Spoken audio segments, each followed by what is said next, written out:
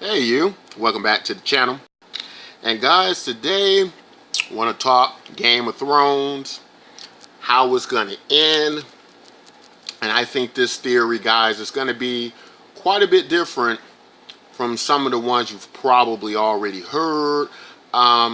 This is going to go into some areas where you probably didn't quite think about it this way, but I'm going to use a connection between some history that the author of A Song of Ice and Fire or our Game of Thrones story, George R.R. Martin, some components of history he's taken interest in and has served as inspiration for the story, and as well as some fiction, some authors that have been a model for him, and I believe he's taken great inspiration uh, from them as well and creating this story. So let's get into it, guys. What are we going to get as the ending for Game of Thrones? Well, let's think about some of the indicators that George R.R. Martin has given us. One thing he says about the ending is that it will be bittersweet. So, bittersweet, we can pretty much determine that some things are going to be good and some things are going to be bad, right? Going to get some happy ending and some sad endings, right? So, let's talk about what I believe that is going to be.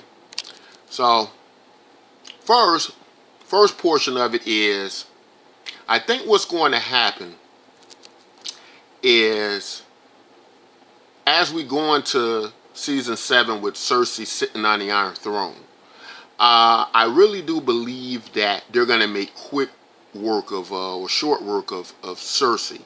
I don't think Cersei's going to be around long. I don't think she's going to be a major factor.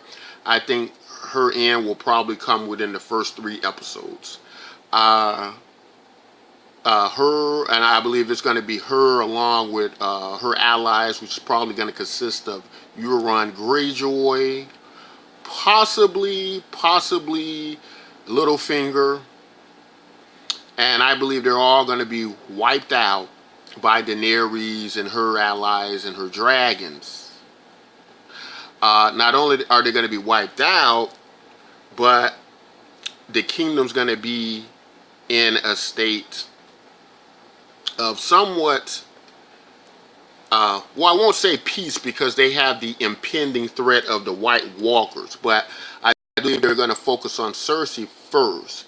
And once that's done, I believe that Jon Snow and Daenerys are going to make a deal to unite the kingdom with both, Jon as the king and Daenerys as the queen, unbeknownst to them that they are relatives through the Targaryen line. So in my theory, guys, both Daenerys and Jon at this point will not know that they are related and that they will be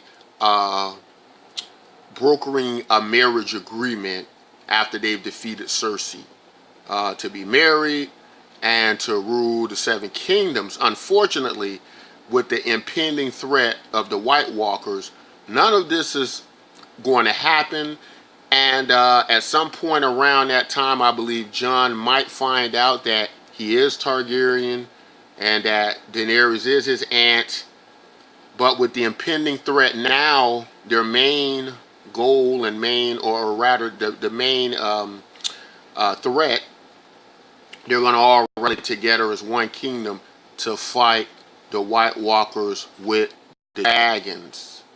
Now, in my theory, what's going to happen is the White Walkers will be defeated by the dragons and Daenerys, but several things are going to happen during this war, during this battle. Both Jon Snow and Daenerys and the dragons, even Melisandre possibly, they're all going to perish in this battle. And but they're going to perish, but they are going to undo the White Walker threat. Now, that's part of the theory. Now let's talk about where I'm pulling from to get this information to substantiate this theory. Well, first off, let's think of a few things. First,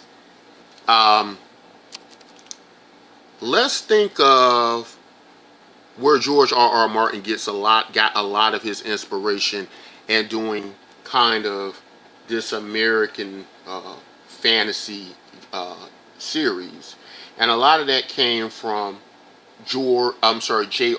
Tolkien, who did The Hobbit, The Lord of the Rings, and I believe George pulls a lot of inspiration from those books in his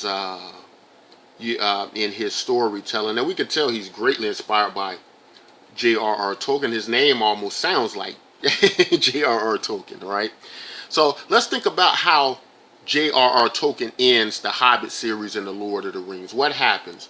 Well, after the key magical characters fulfill their destiny, they leave on a ship.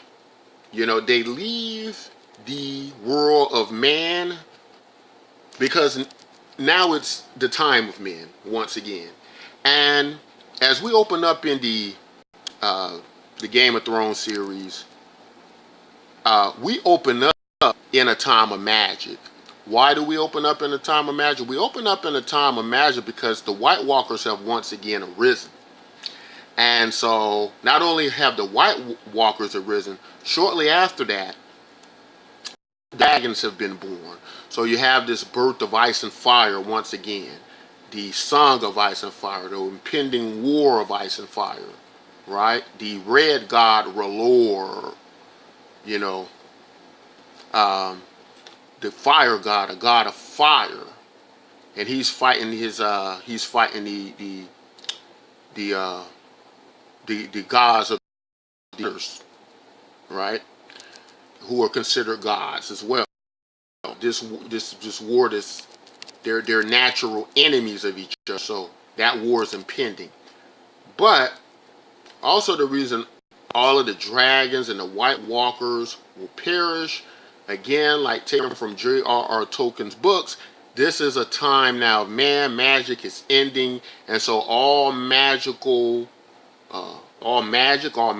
beings are going to be taken out of the story, out of the world of Westeros, or out of the world of ice and fire. And you might go say, well, okay, well, what does that have to do with Jon and Daenerys Targaryen? Well, remember, Jon and Daenerys are Targaryens. Targaryens are Valyrians. They are of old Valyrian blood. And what you have to understand about George R.R. Martin, in the world of ice and fire, magic seems to have a genetic connection to blood and to people. And so the magic lives in Valyrians. It lives in Daenerys and Jon. And this is why I believe that Jon and Daenerys will perish along with all of the other magical properties and characters throughout the world. Much just like how in the Lord of the Rings books, and at the end they had served their purpose, right? And once they served their purpose, they were no longer part of that world and needed in that world. So these are all heroes. I believe Jon and Daenerys, all of these people are figurative Azor Ahai, and they're serving a purpose to that end, and they will disappear until needed again, or they will exit this world, right? So that's why I believe that's all going to happen. Also, Bran also is going to fit under that umbrella. Bran, I believe, will perish as well. Bran will perish as a result of, I believe, his time traveling, right? His ability to affect the timeline. He's moving back and forth, and he's part of the timeline, he's starting to, through his loops in time, he's creating a lot of these events.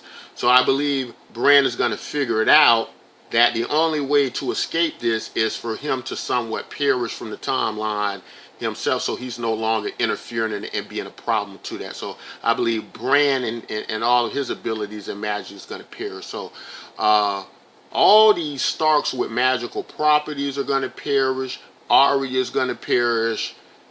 Everyone who's in association with those magic properties will end. Okay, we've gotten that far. How it's going to end.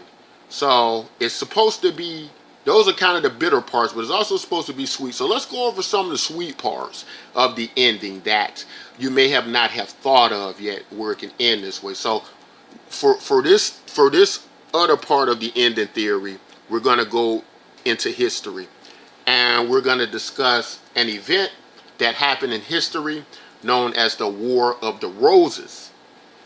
And for those of you who don't know about the War of the Roses, this was a war that took place in England, a battle between Richard III and Henry VII of the House Lancaster and the House of York. Richard III was the Yorkish king, and Henry VII, I believe, was an earl of the Lancaster dynasty, who battled and arose victorious, becoming the new king. And of course, Henry VII is the father of Henry VIII. Henry VIII as the father of Queen Elizabeth I. So the reason that this is all important, guys, is because the Lancasters and the Yorks, two powerful families going to war, battling, are basically a inspiration for the Lannisters and the Starks. The Starks, similar to the Yorks, and the Lannisters, similar to the House of Lancaster.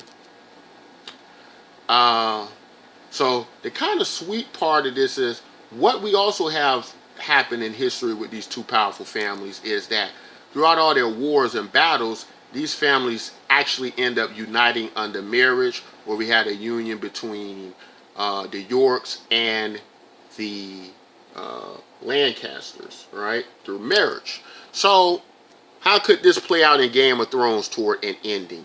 Well, we could actually have Tyrion of House Lannister, who is left after the doom of the White Walkers is over, or after all magic is gone out of the World of Ice and Fire. We have Tyrion left, as some have theorized that Tyrion was actually the son of of King Aerys, the Mad King, which I don't believe.